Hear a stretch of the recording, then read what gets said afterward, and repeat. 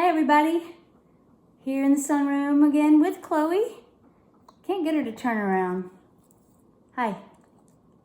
No, I don't have a treat, I'm sorry.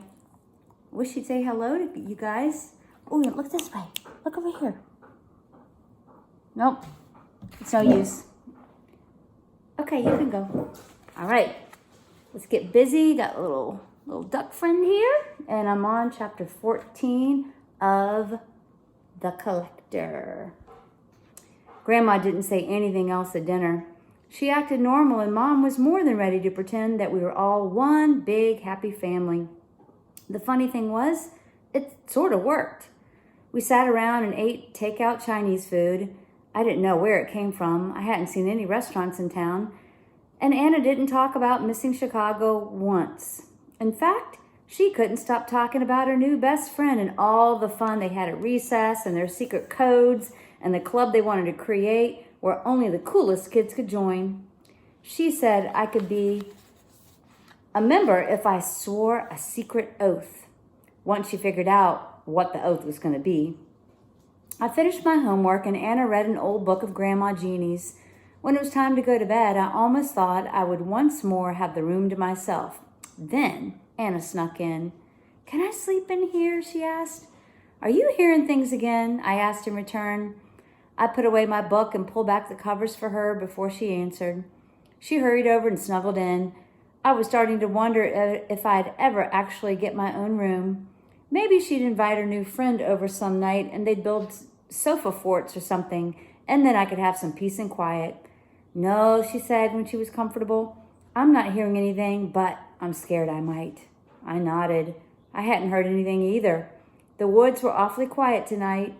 I wondered if Grandma Jeannie had been doing a spell earlier to keep us safe. Just the thought gave me goosebumps and made me feel silly at the same time. Grandma Jeannie couldn't do spells. She wasn't a witch. She was just an old lady with Alzheimer's. It didn't seem to matter, though. A few minutes later, Anna fell asleep. I lay there and watched the shadows on the wall and kept my ears peeled, hoping to hear something in the woods. Well, maybe not hoping. I don't know what I thought. If I heard something, it meant there was a creature out there. But if I didn't, it meant one of two things. Either there never had been a creature in the first place, or Grandma Jeannie was a witch and the monster chasing us was real. Into that chapter. Ooh, maybe I better put my other little friend there. Okay, I'm going to go on and read the next chapter, chapter 15. I could barely wait for the school day to be over. Every class seemed to drag on, and we even had a pop quiz in math. After what seemed like forever, the final bell rang, and I met Vanessa on the front steps of the school along with Anna. "Are you two ready?" Vanessa asked with a smile. "It's kind of a long walk." "We'll be fine," I replied. My fingers itched to map the destination on my phone, but I left it back at home. There didn't seem to be service anywhere near the school, and it just drained my battery. I could only hope we would get a ride from her place back home. I wasn't very good with directions or getting to places on my own, and I didn't know how we'd get back to my place. Grandma Jeannie lived far from the main town. I tried to get more information about what we were doing when Vanessa and I chatted at lunch, but she only wanted to talk about me, like always. She'd asked me all about Chicago and my friends there and what I like to do in my free time. Probably just because she wanted to know what she should plan for tonight. It's not like the town provided any options. Even though I was excited to be heading to Vanessa's house, I still felt a little nervous. It was silly, but I swore that kids were watching us walk away together like they were scared. Not of me or Vanessa, but for me. There'd been another note in my locker. "Vanessa is dangerous." It had been in a different handwriting, and the kid who'd written it clearly didn't know how to spell. All it meant was that a group of mean kids were trying to scare me away from my only friend. Well, Vanessa was being nice to me, and everyone else in the school acted like I had a foot growing out of my head, so I didn't care what they thought. Vanessa took Anna's hand and started skipping down the road. I felt silly for a moment. and then I jogged up to them and skipped along. Within a few seconds, I was laughing, the school and its mean kids forgotten. The trees rose up around us, smelling fresh and green. The sun was warm, the breeze was sweet. We skipped along the main road for a bit and then took a path off the sidewalk that cut through the woods. Anna's hand immediately tightened in mine. "What is it?" Vanessa asked. She slowed down and I looked at Anna. I didn't expect my sister to tell the truth. She did. "I'm scared of the woods." Then she looked at me. "We both are. Grandma Jeannie says we're not supposed to go in there." I felt my cheeks blush hot. "It's okay," Vanessa said. She gave Anna a big smile. "The woods are only scared because they're new to you. I know where we're going. You're completely safe with me around." Then she winked at me, and I felt my blush go even deeper. I didn't want her to start thinking I was scared of the woods too. I was, though. We continued on.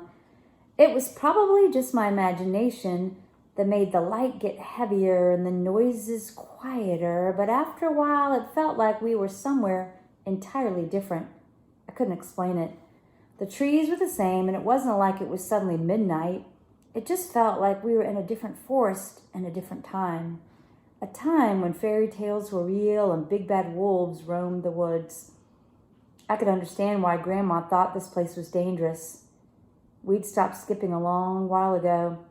I still held Anna's hand. Vanessa walked in front of us, her feet dancing lightly on the path as she led us deeper and deeper. "How are we going to get home?"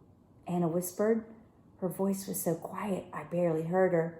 "Oh, don't worry," Vanessa said, somehow hearing Anna. She looked back.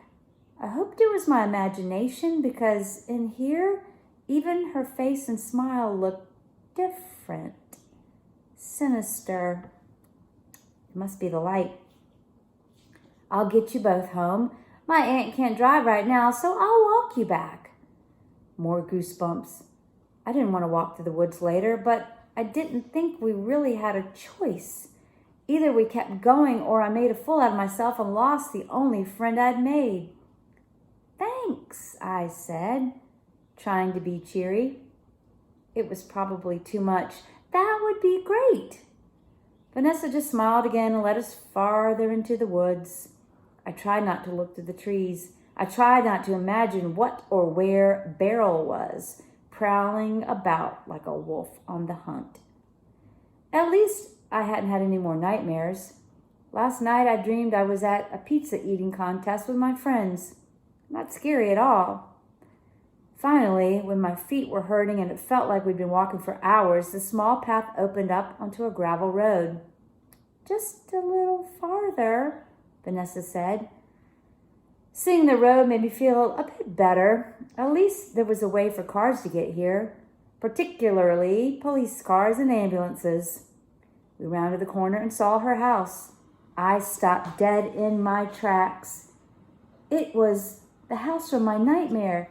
Ooh, man, spooky. Vanessa walked a few more steps before realizing that Anna and I had stopped. "What's wrong?" she asked. What wasn't wrong? There were broken bird baths and mannequins in the front yard, surrounded by a fence that was mostly moss and collapsed wood. The roof was covered in mossy shingles. A tiny tree grew up from the gutter. About the only thing that made the house look lived in were the intact windows and the light glowing from inside. Holy moly. "Nothing's wrong," I said, way too late for it to be convincing. Concern crossed Vanessa's face. When I realized why, I felt terrible. "I know," she said. "It's not really nice to look at. My aunt hasn't been able to work because of her knee, and my uncle died a few years ago. I'm really the only one keeping the house running." She bit her lip and looked sad, kicked a rock at her feet. "I completely understand if you don't want to hang out here. I can walk you home now." Her voice wavered a bit. I wondered how many potential friends she'd taken here, only to get rejected. Maybe that's why kids told me to stay away from her. They probably thought she was a bad person because she lived in a house like this. I wasn't about to let their meanness get in the way, nor was I going to let Vanessa feel bad about her house. That wasn't what was important. What was important was that I'd seen it in my nightmares, but there was no way I'd be able to explain that. She'd think I was crazy. No, please, I said. I don't want to go home yet. It's very unique. I was surprised. Vanessa perked up a little, but there were still tears in the corner of her eyes. That's a good word for it. I'll be the first to admit the place is a bit weird, especially on the inside. My aunt is quite a collector. This was the last possible point that Anna and I could have turned back. But when Vanessa said, "Come on," we went. Oh man. What's going to happen next? We'll find out next time. See you later, guys.